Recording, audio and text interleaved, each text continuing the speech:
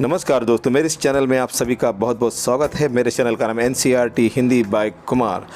हिंदी से जुड़ी सभी प्रकार की जानकारियों के लिए इस चैनल को YouTube सर्च में या Google सर्च में हैशटैग लगा के टाइप कीजिए और उसके बाद क्लिक करते ही आपके सामने हाजिर हो जाएगा हिंदी का ख़जाना। एक नए तरीके से हिंदी को पढ़ने समझने का आनंद लीजिए। विशेष रूप से कक्षा 6 से लेकर के 10वीं तक NCERT हिंदी, चाहे वो बसंत हो, स्पर्श हो या क्षितिज हो, संचयन हो, हिंदी को पढ़ने का एक अलग नज़रिया, हिंदी को पढ़ने का एक अलग तरीका, हिंदी को समझने का एक अलग तरीका आपको इस चैनल पर मिलेगा और सिर्फ इसी चैनल पर ही मिलेगा। हम यहाँ पर समझना सिखाते हैं, रटना नहीं। हमारा विश्वास है कि बच्चा समझे, हिंदी के साथ साथ हिंदी के माध्यम से अपनी संस्कृति को जाने, उसकी समझ विकसित हो। तो इसी श्रृंखला में आज हम बात करने जा रहे हैं बसंत भाग 3 पार्ट नंबर 7, क्या निराश हुआ जाए। क्या निराश हुआ जाए, ये पाठ हजारी प्रसाद द्विवेदी जी ने लिखा है। ये एक निबंध है। इस पाठ के अंदर बहुत सारे ऐसे अंश आते हैं जिसकी व्याख्या करना या उसके आशय स्पष्ट करना बहुत ज़रूरी होता है। बहुत से बच्चे आसानी से आशय स्पष्ट नहीं कर पाते और उनके अंक कट जाते हैं।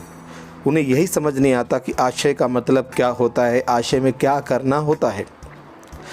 लेखक जो होता है, वाक्यों के बीच में, कहानियों के बीच में जो भी साहित्य का कोई पाठ होता है, ख़ास तौर से हम बात कर रहे हैं जो लिटरेचर में जो गद्य पाठ होता है, प्रोज़, वहाँ पर बहुत सी ऐसी बातें कहे जाता है 2-3 वाक्यों में, जिसकी व्याख्या करना, उसके हिडन मीनिंग को, उसके छुपे हुए अर्थ को निकालना आवश्यक हो जाता है। इसलिए उसके बारे में शिक्षक या शिक्षिका जब कक्षा में पढ़ा रहे होते हैं तो उसके बारे में विस्तार से समझाते हैं कि इन 2-4 वाक्यों के ज़रिए लेखक क्या कहना चाहता है, लेखक का क्या उद्देश्य है। लेकिन कई बार छात्र जो हैं उन बातों को ध्यान से नहीं सुनते या समझ नहीं पाते। तो उनकी सहायता के लिए क्या निराश हुआ जाए पाठ से लगभग 20 ऐसे अंश जो आशय स्पष्ट करने के लिए बहुत महत्वपूर्ण है, मैंने इनको निकाला है और एक एक स्लाइड में उनको डालने की कोशिश की है। आप एक एक स्लाइड को ढूंढ के पढ़िए। इस हर स्लाइड पर एक अलग से मैंने वीडियो बनाया है, उसको ध्यान से सुनिए, समझिए, फिर आप देखिए कि आपको पूरी तरह समझ आ जाएगा कि आशय क्या होता है और जो अंश दिए गए हैं क्या निराश हुआ जाए से आपको अच्छी तरह समझ आ जाएगा। आप उससे संबंधित हर सवाल का जवाब देने में सक्षम बनेंगे। तो देखिए, ये जो अंश अभी आप अपनी स्क्रीन पर देख रहे हैं, ये इसी पाठ से यानी क्या निराश हुआ जाए के पृष्ठ संख्या 35 से लिया गया है, यानी कि पेज नंबर 35 से। इसमें क्या कहा गया है? भारतवर्ष ने कभी भी उन्हें उचित नहीं माना। उन्हें ब्रैकेट में लिखा है, उन्हें का मतलब क्या है? लोभ, मोह आदि को सदा संयम के बंधन में बांध कर रखने का प्रयत्न किया है। इस अंश में हजारी प्रसाद द्विवेदी जी भारतीय संस्कृति के महान मूल्यों की बात कर रहे हैं। वो कहना चाहते हैं कि हमारे देश ने कभी भी जो नकारात्मक चीज़ें हैं, जो चाहे हम किसी को परेशान करते हैं, किसी के को दुख देते हैं, किसी के दुख को देखकर सुखी होते हैं, इन सब बातों को कभी भी उचित नहीं माना है। लोभ को, मोह को, लालच को, इन सब को हमने उचित नहीं माना है। गुरुकुल में कोई शिक्षा ग्रहण करता है या अभी भी विद्यालय में जो शिक्षा ग्रहण की जाती है, जो लाइफ स्किल्स है, जीवन कौशल है, या हम नैतिक शिक्षा की बात करते हैं, मॉरल एजुकेशन की बात करते हैं, इन सभी में हमें यही सिखाया जाता है कि हम जो नेगेटिव चीज़ें हैं, जो नकारात्मक मूल्य हैं, उनको हम बिल्कुल उनको कंट्रोल करें, नियंत्रित करें, जो समाज में गलत लोगों को जन्म देती हैं। समाज के अंदर नकारात्मकता फैलती है, अपराधी जन्म लेते हैं, स्वार्थी लोग जन्म लेते हैं, घमंडी लोग जन्म लेते हैं।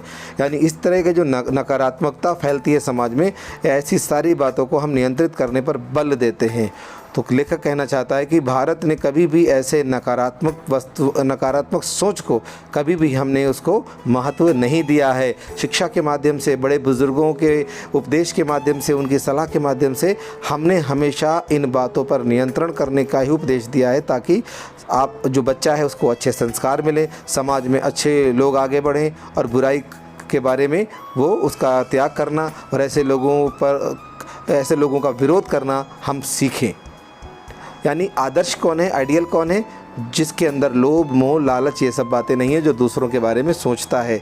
हम इन बंधनों को, इन जो हमारे अंदर जो गलत चीज़ें हैं, हम इनको समाप्त नहीं कर सकते। ये अच्छी तरह से ध्यान रखिए बच्चों।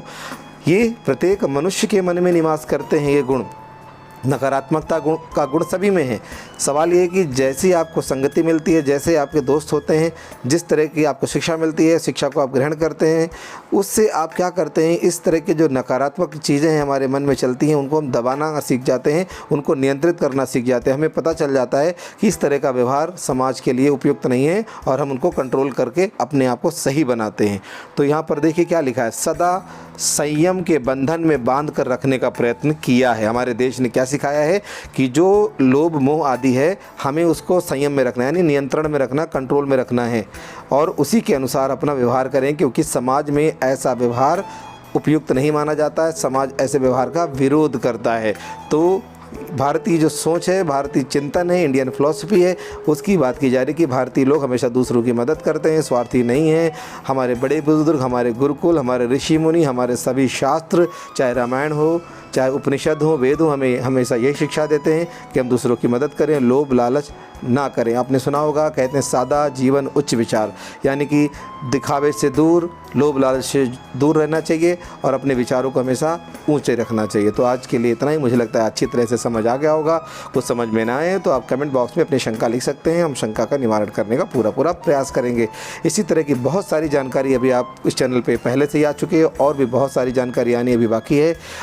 यदि आप चाहते हैं कि इस सारी जानकारी आप तक पहुंचे और आप इससे फ़ायदा उठा पाएँ, तो जिस तरह से बहुत सारे लोगों ने इस चैनल को सब्सक्राइब किया है और उसका फ़ायदा उठा रहे हैं, तो आप भी पीछे ना रहें, आप भी इस चैनल को सब्सक्राइब करें, लाइक करें और अपने मित्रों तक शेयर करें, क्योंकि ज्ञान जो है बांटने से बढ़ता है। जैसे मैं ज्ञान आप तक पहुंचा रहा हूं, लॉकडाउन के दौरान बहुत से बच्चे शिक्षा से वंचित हैं, तो इस यूट्यूब के माध्यम से मैंने प्रयास किया कि ऐसे सभी बच्चों के साथ में ये ज्ञान पहुँचे जो किसी वजह से स्कूल से जुड़े नहीं हैं या स्कूल नहीं पहुंच पा रहे हैं। तो अभी के लिए इतना ही, मिलते हैं अगले वीडियो में, तब तक के लिए धन्यवाद।